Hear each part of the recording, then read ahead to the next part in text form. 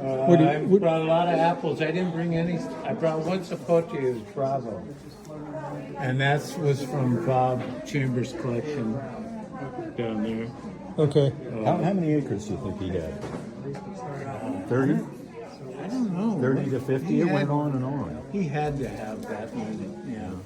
Because he had so many, he had like 8 groves. Yeah. I think, and we only got to In like 2 or 3 or 4 groves. the part of California that has to be very expensive, but what was interesting about Chambers is his wife Clydia was the developer of the yearbook, kind of like you guys did. And the Fruit Gardener yearbook, the periodical that comes out once a year, that was her baby. Yeah. And so Yeah, she was the secretary. it was a small group of people at one time. It's gotten a little bit bigger now. So the stuff that came from Bob Chambers, we're in the right section here, sapotes Right. and cherimoyas. So pretty much, would you say all of these? I'd say 90% of it certainly came from him. And I can look at, well, this is Paul, let's see, Chestnut, Bravo, Malibu number 3 was John. That was John Moore. He's a celebrity right now. He's being videotaped. Be careful what you say. Malibu number 3 was John Moore. Oh, really? Yeah, John Moore was the guy who got me started in all this almost 50 years ago. And he was a teacher in the same school I was. And he used to bring in fruit. And I got really interested and went over to his place. He had an acre in Santa Maria, actually Orchid. And he was a little guy about this tall, but he had twice as much energy as I have. He was always into stuff. And he ran into Malibu. This was up in Malibu, town of Malibu, in that area. And he would stop and pick fruit from a tree and tasted it. And he talked to the woman and he started cutting wood for it. And so it's one of the more popular ones. But Subel is an old time. Walton, Silk, Nice, Pike. These are all coming out of Bob Chambers. Okay, what any characteristics here of these that? Well, this one is actually a hybrid between white sapotes and yellow sapotes. The Subel. The Subel. Yeah. And it's been around for many, many, many years. They have different flavors. People detect different flavors. They're all very, very sweet. Yeah, sweetness. Very sweet. Which one had the highest sugar content? I don't know. I remember you were talking some about of that. them are outstanding and just too much. I did Bob Chambers. That was his. That was his. Hey, that was his thing. Is he was looking for the ones with the highest sugar content in order to convert. Well, he was an engineer, and with that engineer mind, and anyway, quite a man. Yeah. But so many of these people that started all this, and their names continue, they're long gone too. Yeah.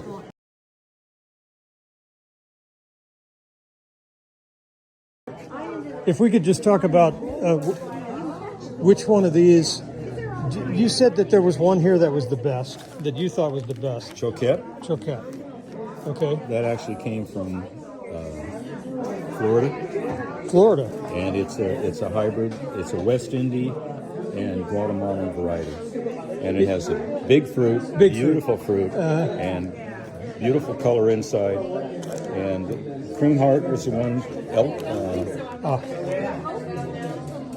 The heart, Engelheart. Yeah, this is the one that you were looking for down in Mexico, right? You were searching around. It had been planted by John Moore, the fellow that I mentioned before, that I had taught with, got me started on it. John started working in an orphanage down there because he was a school teacher. He and his wife would go down. They worked in the orphanage. They built up the orphanage. He set up a demonstration garden of orchard, actually. Yeah. And so I contributed a whole lot of trees to him, particularly macadamia trees. I had planted a bunch of seeds in a row, and then they all got about 3 or 4 feet tall, and they were competing with each other. So I dug them all up, put them in plastic bags, and took them down to the orphanage, when John was there, it was just south of Ensenada in Baja California. And my wife and I visited that. John's been gone for a long time. But we visited there because we had the sailboat in La Paz. We'd always drive down to La Paz and drive back. Yeah. And we were coming back about 4 or 5 years ago, and I said, I'd like to stop at the orphanage. So we stopped at the orphanage, and I mentioned John Moore, and they all remembered John Moore, and I'd like to see the demonstration orchard that he put in. It went on and on and on. Okay, I'd like to see the macadamias since I'm really interested in those.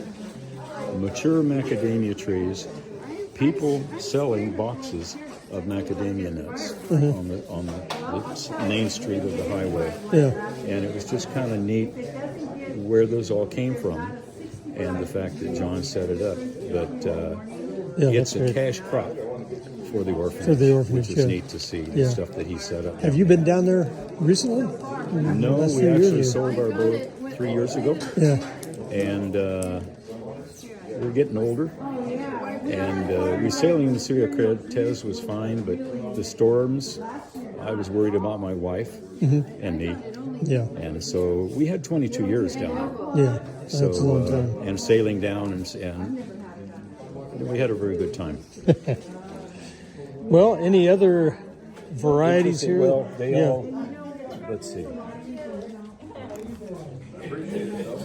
Daily 11 is one of the biggest avocados in California. The problem is that it doesn't ripen evenly. Alvin was a street tree. Cream Heart is named after Orton Engelhart. Oh, the other one is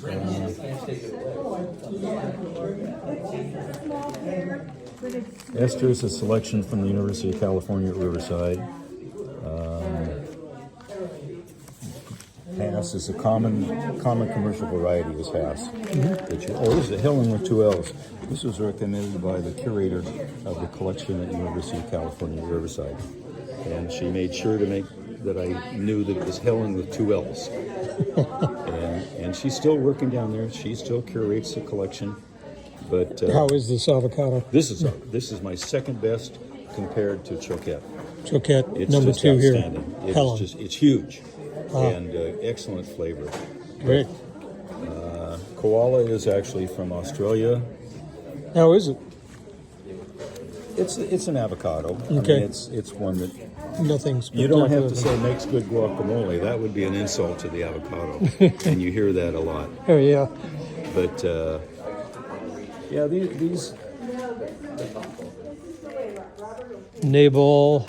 Nabal is a huge Nabal. avocado. Huge, beautiful avocado. Oh, and then That Noel's? That's a lot of these came from ranches. Like I have one Pinkerton, but it's patented. I didn't bring any patented varieties in. But Knowles came from a ranch owned by a fellow named Knowles, so he got the name.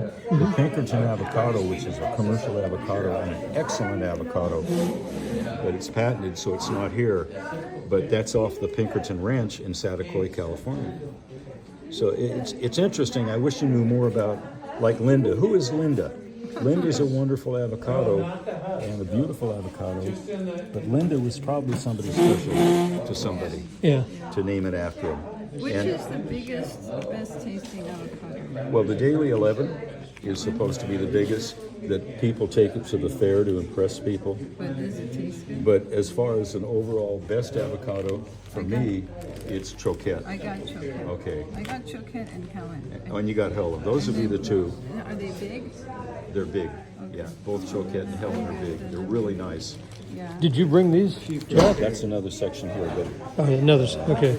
Charwell is started out in Australia and it ended up in Hawaii, and it's called Kona Charwell. So they added the Kona to it to make sure that that you knew that it came from Hawaii. Yeah. Stewart is a real nice avocado too. I mentioned Stearns as far as being the fella, Paul Thompson, who was a retired Marine, who started the California Aircrew Growers Association. That was the first registration of fruit among the California Aircrew Growers, and that was his. It's a good avocado. It's like a Fuerte. It might even be related with Fuerte, but it's just you got to keep these names out there Yeah. because of the historical perspective The significance, that goes yeah. with it. You know, still have that article I'm working on about the history and going down to Chambers Place and all that. I got sidetracked. You know, there's a website on that. Have you Yeah, seen that? yeah, I I've sent it got- to you. Okay, yeah, got that. Good. That was So- that was a real interesting experience because of the people we ran into. And I have people come by that are looking for cuttings or they're on the way to San Diego, and they'll email me and sure, come on by, and they bring cuttings, and then they take a few things. Yeah. And it's funny how we all kind of met at Bob Chambers' place. No, that was a good day for It was a good a good day gathering. for fruit growers right there. It was. And so we met some people that we'd communicated with in different, rather than personally, we communicated by way of email Yeah. and that type of thing. But yeah, Ricardo, Ricardo is a seedling that I had on my property. And it was just a seed, and you never know where the seed came from genetically. And this one grew into a tree, and it had outstanding avocados. And I can't say where it came from or whether it was related to a Hass or related to a Mexicola. So I gave it to a friend of mine who's got property on the edge of the Santa Maria River, and his name is Richard. And Richard and I traveled down in Mexico, in Baja California, bought a house together, in fact. And we traveled down to Baja California, and the name he uses is Ricardo when he's with them. And so I got the avocado back from him. I got cutting off of it and grafted and made another tree. Yeah. And it's a Ricardo tree. And the Ricardo tree goes back to my friend Richard, who I taught with. Yeah. And it has an excellent avocado, but it's not one out there commercially. And a lot of these on it. There's history right here. Yeah. Have you read the history of the California reviewers? I have. It's on the website. Yeah, They- yeah. They mentioned a lot of the earlier people. And, Yeah. Oh, yeah. and so... No, but a lot of it I've heard from you, straight from the mouth but of these the. people live on. Yeah. Some Right of here. These are I'm going to live on, you know, in Yeah. a way too. But for me to walk around in our 1.5 acres on an orchard, it's not just the name of the tree, but it's the people I met, the experience that went with it, and that tree represents that whole thing. Yeah. And many of the seeds I brought back from Mexico, there's a whole lot of experience attached to those too. Yeah. But Orton Engelhart, because I mentioned his name, so a fascinating man, little old man like this, and he was taking us out and showing us stuff like you do, and here's some fruit, try that. And off in the distance I heard a scratchy little voice, Orton, Orton. It was his wife calling him. Now, a name like Orton is pretty unusual as it is. And here I am walking around in this man's orchard that represented a life work of some sort. And his wife's out there, Orton. Yeah. I'll never forget him. And then I read up on him and found out he invented the rainbird sprinklers. He's the rainbird guy. And fascinating. Yeah. Just fascinating. Yeah, that is. Well, I am going to. So you know the sapotes, cherimoyas, avocados. Anything else we want to cover here? And Recently into figs and also jujubes. And my wife says, "Don't you have enough?" And Well, I said, no, "Well, I'm never." not through yet." But I've collected just a couple figs from people. And the nice thing about figs is you can root them. If you have this, you can just bury it in the ground. There's all kinds of different. Stick like this.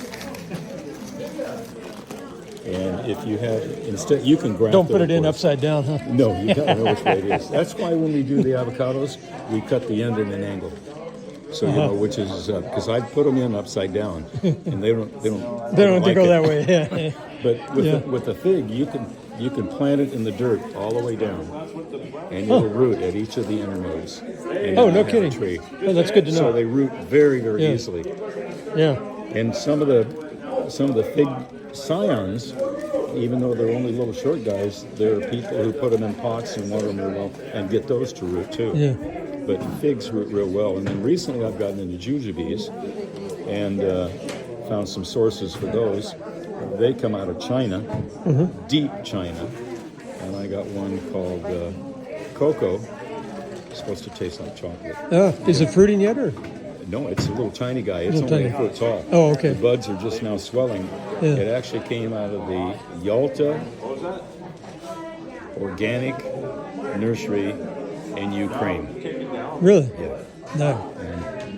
Interesting. I want to get some more from Ukraine because these are real hardy Yeah. to real, minus 20-degree type plants. They produce wonderful fruits that are full of antioxidants and stuff. And I have a couple of them, but I'm going to order some more of the ones that came out of Ukraine just because it's Ukraine. Yeah. Oh, yeah. And, yeah, that's good to know. But this whole thing is worldwide. The nice thing about this kind of thing is this could be collected in Canada. It could have been collected in England. It could have been collected who knows where. Put it in the mail, and here it is. And there you go. Yeah. And all the history that goes with this is going with it too. That's what's fascinating. Great. Okay. Yeah. All right, Jack.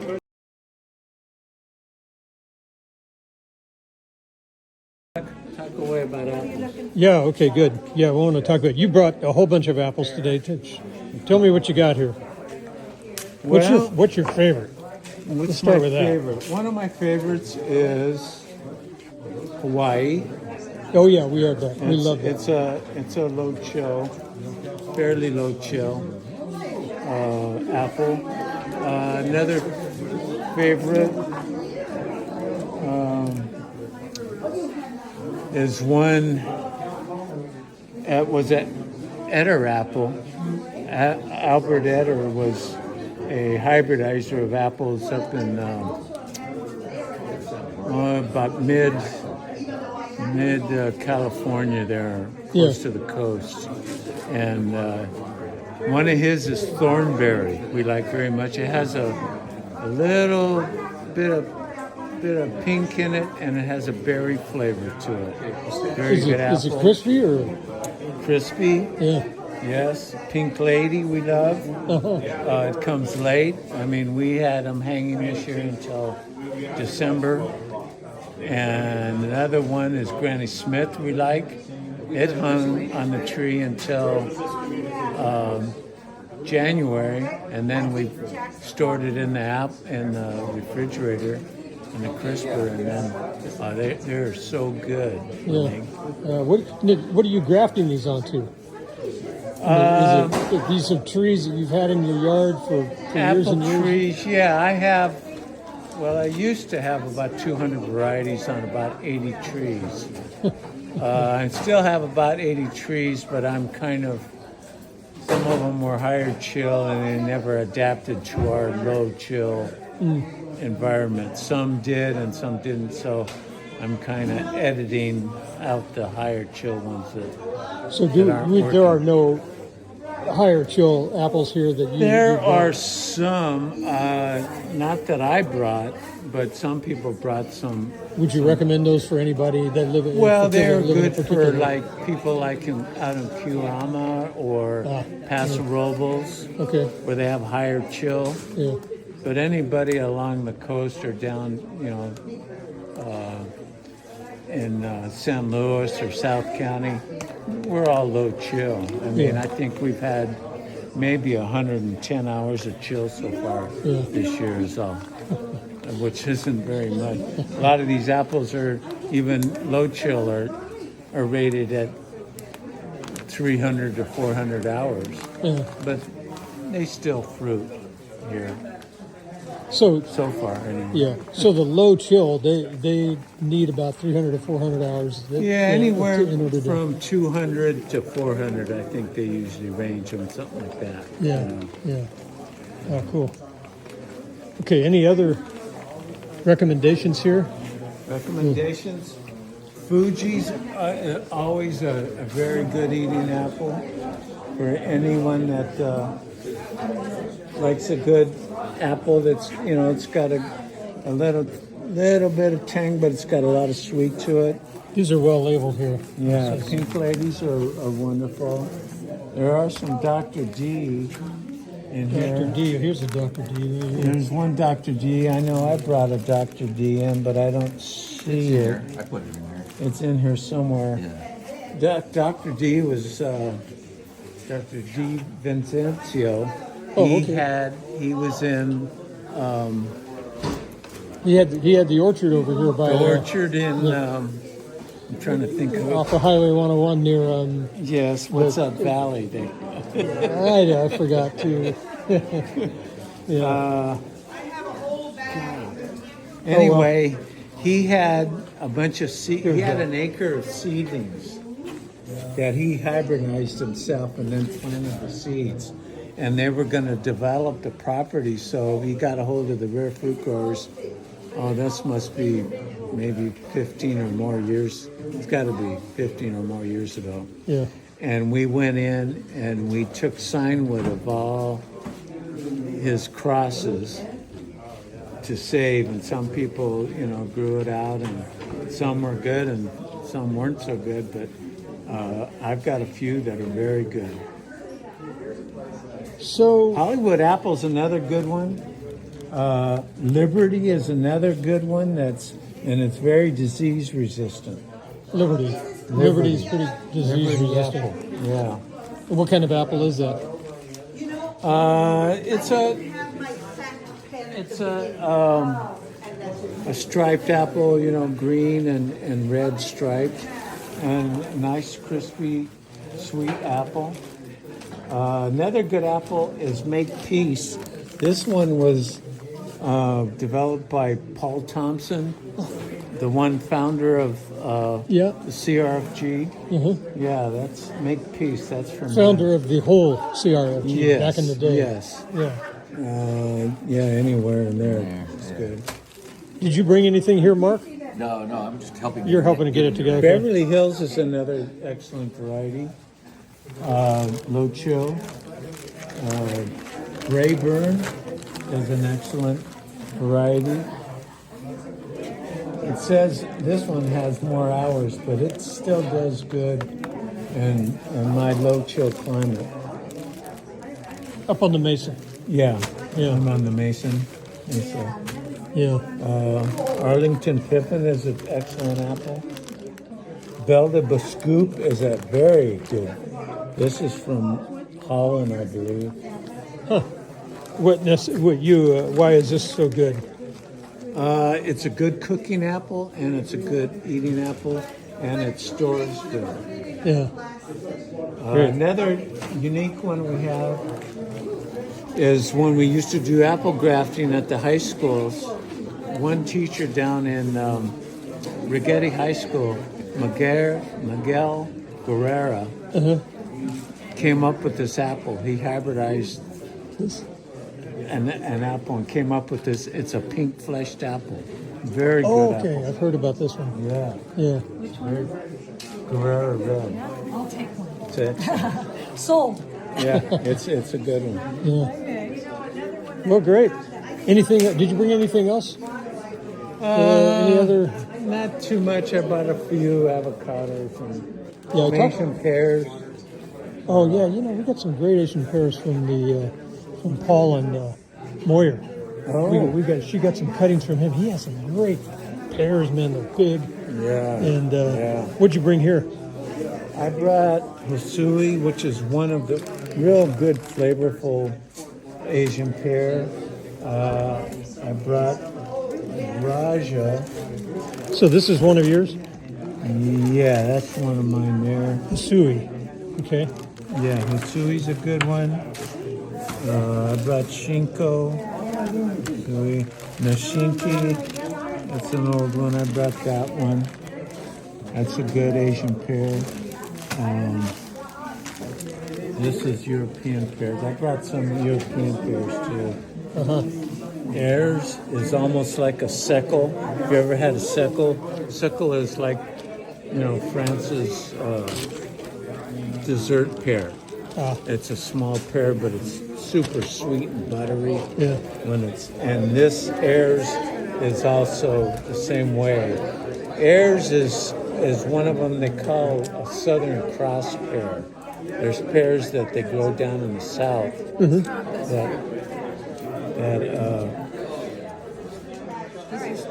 that they're crossed. I'm not sure of the cross on the southern pears. But Okay.